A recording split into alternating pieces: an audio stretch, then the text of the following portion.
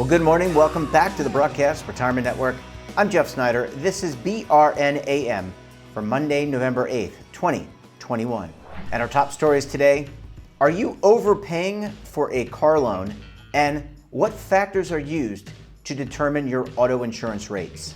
Joining me now to discuss this and a lot more is Chuck Bell of Consumer Reports. Chuck, great to see you. Thanks so much for joining us on the program this morning. Nice to be here. It's great talking with you. And we've had great conversations with other guests from Consumer Reports. You guys do a lot of research, get into the nitty gritty when it comes to so many different topics. But I want to start off with auto loans and ask, how significant is the burden of auto debt on American consumers? It's very significant, and it's been increasing in recent years. We used to have a rule that said you should put 20% of the cost of the car as down payments, take a 4-year loan, and income or your payments should make up no more than 10% of the cost of car ownership. Right now, people are paying on average 11% just for car payments alone, and then they have additional payments for gas, repairs, and insurance. Some people are paying as much as 14% of their income for car payments, and there's a 50% higher risk of default when you get up that high. So one of the reasons this has been happening is the price of new cars has been going up. And so people are paying about, on average, 25% more for car payments now for new cars than they did 10 years ago. And many people are taking longer 6 and 7 year loans, and that's also a concern. Yeah, and I would think with the supply chain issues that we've experienced this year, car prices have only gone up even more significantly. It's hard to get a car. My wife and I just got a new car. We were lucky to get the car we got, although we did not buy it outright. When you talked about why things are so high, or why these rates are so high. How does this impact the consumer, and what's the long-term impact? Well, I think one thing about cars that's so important is many people rely on them to get to their job, to earn their paycheck, right? So they're very central to your economic welfare. But I think as costs gradually creep up, not everybody realizes that it's taking a bigger bite out of your income. And so sometimes people are buying more car than they can afford. And it's kind of hard to put your foot down and say, no, I'm not going to buy the newest car, or I'm going to save up for longer. I'm going to put down 20% down payments. We're seeing people putting down less and less. And then the consequence is maybe you're going to be underwater on your loan. You're going to owe more than the car is actually worth, because the car is a unique type of asset that starts depreciating right the moment you drive it off the lot, right? So every day that you own it, it's worth less, and yet you're still obligated to pay on that loan. So this is the challenge that consumers are facing. Yeah, it sounds like this is an educational opportunity. When you look at that car paperwork, and like I said, I just went through this with my wife. We have one car. How do they determine the interest rate or borrowing rate? And how is it related to what the Federal Reserve does, or is it not? Well, we've just done this big investigation where we examined a portfolio of 858,000 car loans that were made in the United States. And what we found surprised us a bit, that interest rates really don't necessarily track that closely with your creditworthiness. And so we could say that car lending is not a terribly efficient market, that many people are overpaying on their car loans to the tunes of tens of billions in excess interest every year. So for example, we found even with people who have prime and super prime credits, some were getting interest rates over 10%, some got an interest rate as high as 25%. And we found this to be just really shocking. But if you consider the way that cars are sold, dealers make a lot of their money from the financing part of the transaction. And over 80% of consumers get their financing through the dealer. They don't bring their own bank loan or their own credit union loan. About 20% do that. And so that's one of the problems, is the peculiar way that the financing is arranged. The dealer sends out the consumer's application and credit score information to some lenders that they choose, and then they get offers back from those dealers, from those lenders, and they can mark up the offer by 1 or 2% in profit for the dealer. So right off the bat, consumer might be getting a 1 or 2% increase over what they would get if they brought their own bank or credit union financing. So this is the thing that consumers really have to start to pay closer attention to. Yeah, and I want to get to that in a second, but are there regulatory opportunities both at the federal and state level? Because it would seem to me like, one, I think this is an education opportunity to be the best consumer possible. We all need to do that when we're buying goods and services, but maybe this isn't as transparent as it could be. You and the team at CR just did a whole bunch of research, I should say. It's probably transparent to you because you went through lines and lines of data, but are there regulatory opportunities here?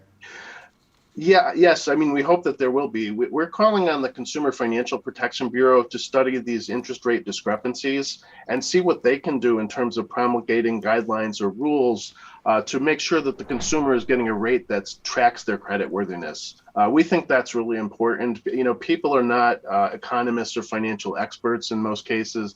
It's hard for customers to really dig into the details of these things. But we think there could be stronger guardrails to make sure that people get competitive rates for financing. Also, many states do set a usury ceiling of 25%. Or 17% in some states, but the problem is those are still very high rates for people, and so usually the usury cap it's important, and states could be doing more to bring down the rates, but right now those caps are set at a pretty high level. Yeah, so let's talk about what consumers can do, should do. One, know the interest rate, I would think. Two, can they go out and shop for their own loan and say, hey, I don't want to use Volkswagen Financial. I'm just picking on them. I'm not picking on them. I'm just giving that as an example. I don't want to use car XYZ company. How do I become a better consumer so I avoid auto loan debt and what you're saying, the 7-year loan? I mean, that just seems outrageous for a depreciable asset. Yeah. So when you're shopping for a car, you can try to prepare yourself financially for what you're going to be taking on. So one thing is to just know what your credit score is. And you can get a free copy of your credit report from each of the 3 major national credit reporting agencies for free through April 2022, right now through Experian, Equifax, and TransUnion. So that's a good way to review where you stand. If you have any outstanding debts, you can pay them down. If there's mistakes on your credit report, you can get them corrected. That will usually take you 1 to 2 months if you're lucky. Sometimes it takes much longer than that. So that would be one key step people should take, is know what your credit score is, know what you can qualify for. Also try to save up a larger down payment and put more down in the transaction, so you'll be able to take a shorter term for a loan. And then you'll have less risk of being underwater in the loan and owing more than the car is worth. Yeah, really great sound advice, Chuck. Chuck, I want to take a quick break. When we come back, we'll talk about the factors that go into auto insurance rates. You're going to want to stay tuned right here on BRN AM.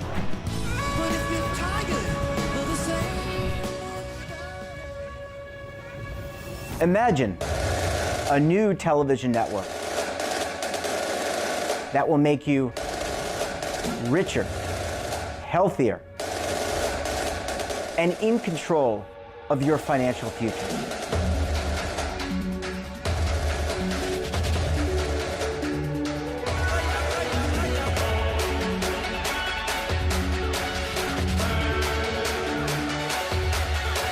This network is for the policewoman in Nashville, Tennessee, the baker in Dubuque, Iowa, the teacher in Lexington, Kentucky. We want to make the idea of savings and retirement culturally relevant. But what do you see as a defining issue of the midterms, especially for the smaller businesses? I mean, they are the lifeblood of the American economy.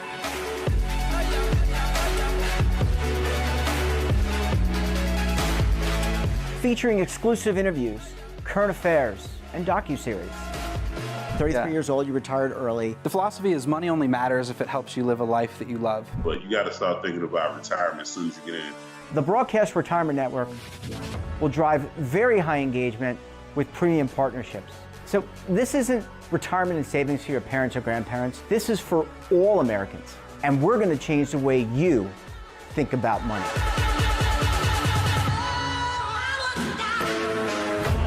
Welcome to the next frontier of retirement and savings. This is BRN the Broadcast Retirement Network.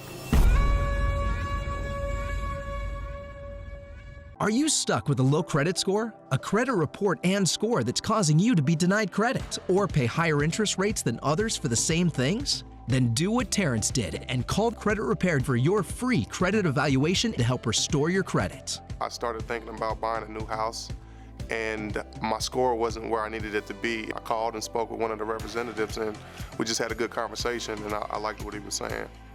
Just one call for his free credit evaluation was all it took to start back on the track to repairing his credit. I'm seeing the deletions and I'm getting the report, so I know something's being done.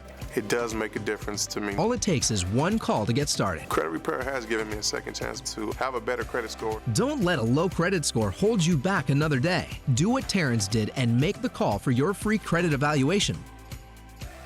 Call 800-819-4152. That's 800-819-4152. Again, 800-819-4152.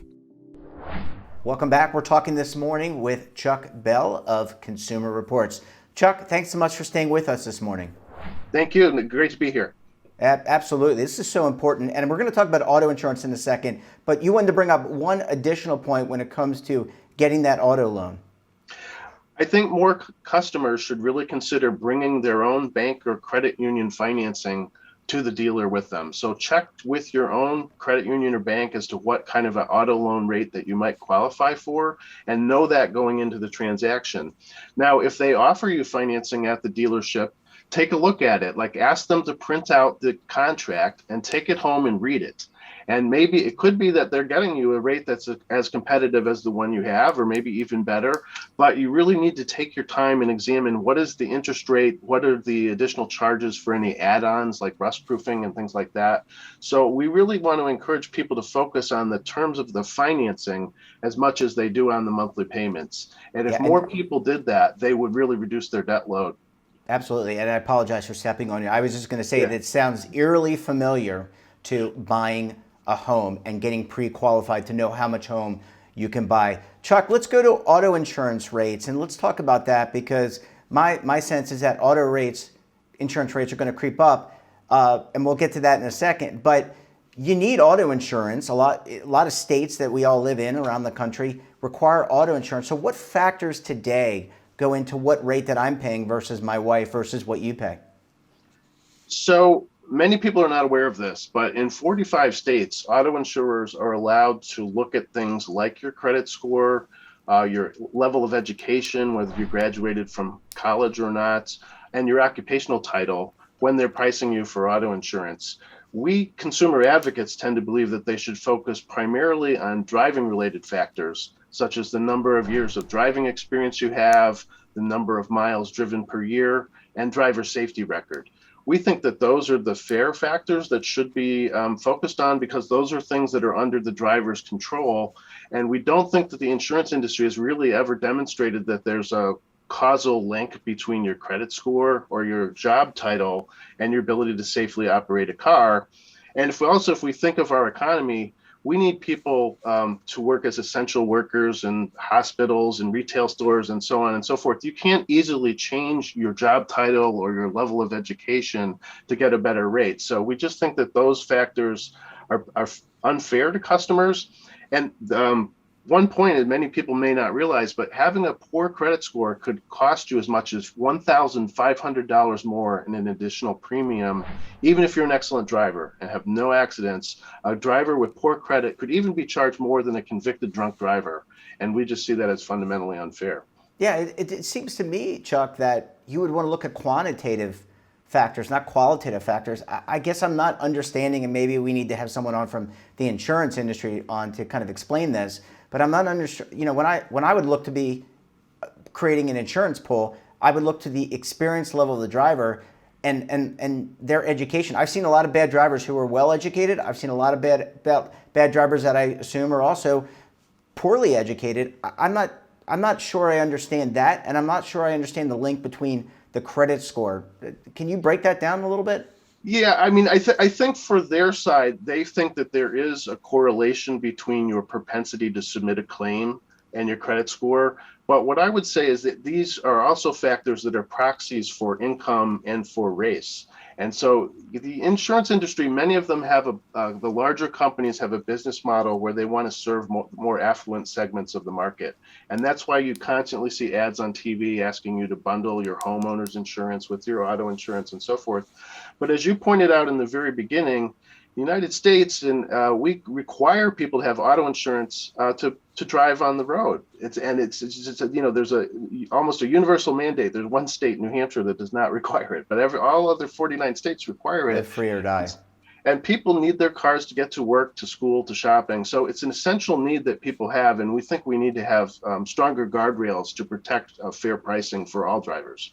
Yeah, I absolutely. I think you're right on this. Let's talk about. We talked about regs in in the first segment. The state insurance is regulated at the state level, as you mentioned.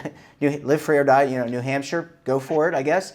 But are there the state insurance bodies? How do they look at something like this? And do they say, "Whoa, that's not really fair and equitable. You should be pulling people based on pulling people in a risk group for insurance purposes based on their driving record and their experience"? Yes, so there is oversight through state insurance commissioners, and also state laws govern what factors can be used to set the pricing and the premiums. And so there are 5 states that have banned the use of credit score: California, Massachusetts, Hawaii, Washington, and Michigan. And then there's about 7 to 10 that have restricted the use of educational level and occupational title. So it is really something set at the state level. Those states that have banned these factors have not seen premiums skyrocket. The sky didn't fall. So we think that there's a strong case for other states to follow their lead. And we have, for example, in New Jersey, there's a bill going through the legislature to ban credit score, education, and occupation. It got through one house, and they're trying to get it through the assembly. So states are taking this on one by one, but more and more people are raising questions about the fundamental lack of fairness of using a measure like credit score. It just doesn't seem, I mean, from the outside looking in, I'm not an insurance person at all. Just, I don't understand the causal relationship. Let's end it on what consumers can do. A lot of us have seen the commercials, the Geico commercials. You mentioned bundling. How do we find the best insurance rates for us? How do we do that? Well, one thing is people don't like to shop around for auto insurance, but we advocate that it's a really effective thing to do if you want to save some money. So we do encourage consumers to, on a regular basis, maybe every 2 years, call 4 or 5 other companies and get a quote based on the coverage levels that you currently have. And you may find that there's better deals out there for you in the current marketplace. Another method is that there's this new technology called telematics, where you have your smartphone or sensor in your car that's tracking your driving habits.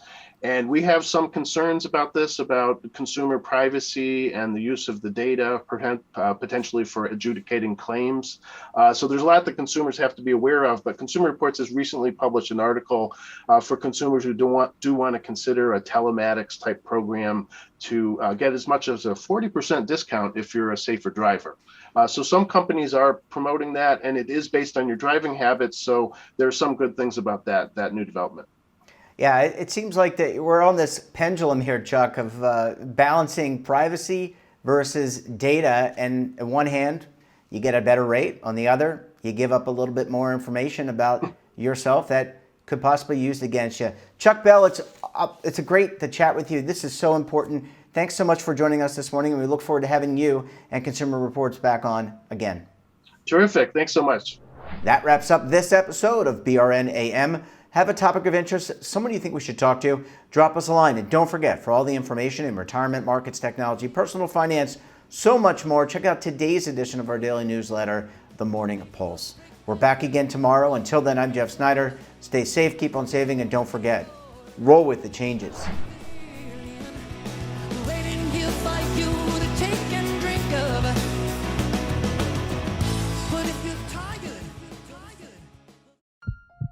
Are you being audited and do you owe the IRS $10,000 or more in back taxes?